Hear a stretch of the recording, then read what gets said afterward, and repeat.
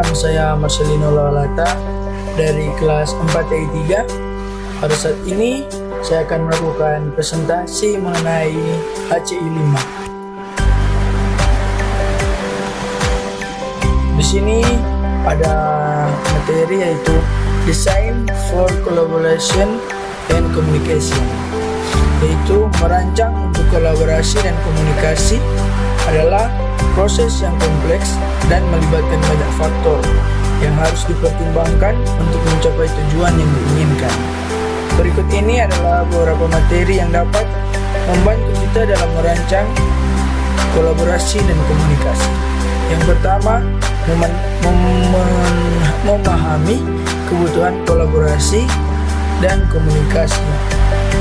Kita perlu memahami apa yang ingin dicapai oleh kolaborasi dan komunikasi dalam konteks proyek atau tugas yang sedang dijalankan. Hal ini dapat membantu kita menentukan jenis dan jumlah kolaborasi dan komunikasi yang diperlukan untuk mencapai tujuan tersebut. Yang kedua adalah memilih alat yang tepat. Setelah kita memahami kebutuhan kolaborasi dan komunikasi, kita perlu memilih alat yang tepat untuk memfasilitasi interaksi antara anggota tim. Alat-alat seperti platform, manajemen proyek, email, atau pesan instan yang dapat digunakan untuk memfasilitasi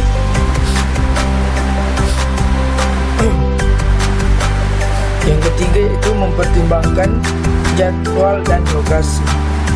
Jadwal dan lokasi anggota tim dapat mempengaruhi kemampuan mereka untuk berkolaborasi dan berkomunikasi. Oleh karena itu, kita perlu mempertimbangkan jadwal dan lokasi dari anggota tim saat merancang kolaborasi dan komunikasi. Selanjutnya, mengatur pertemuan reguler. Pertemuan reguler dapat membantu meningkatkan kolaborasi dan komunikasi antar anggota tim. Pertemuan-pertemuan tersebut dilakukan secara tatap muka atau melalui telekonferensi dan harus dijalankan dengan konsisten. Yang kelima, mempromosikan komunikasi terbuka. Penting untuk mempromosikan komunikasi terbuka antar anggota tim. Hal ini dapat dilakukan dengan mengembangkan aturan untuk komunikasi yang efektif, seperti memberikan umpan balik secara teratur dan menghindari konflik yang tidak perlu. Selanjutnya, yang keenam, menggunakan teknologi yang tepat. Teknologi seperti video konferensi, aplikasi pesan instan, dan kolaborasi online dapat membantu memfasilitasi kolaborasi dan komunikasi yang efektif. Kita perlu memilih teknologi yang tepat untuk memenuhi kebutuhan kolaborasi dan komunikasi dari tim kita. Yang terakhir yaitu mengembangkan kepercayaan. Penting untuk mengembangkan kepercayaan antara anggota tim. Hal ini dapat dilakukan dengan membuka komunikasi secara terbuka dan jujur, serta membangun hubungan yang kuat di antara anggota tim.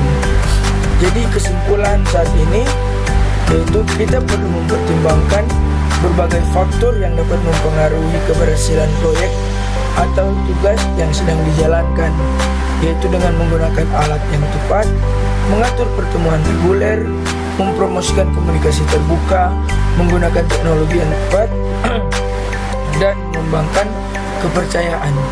Kita dapat membantu meningkatkan kolaborasi dan komunikasi antar anggota tim. Demikianlah presentasi dari saya. Sekian dan terima kasih.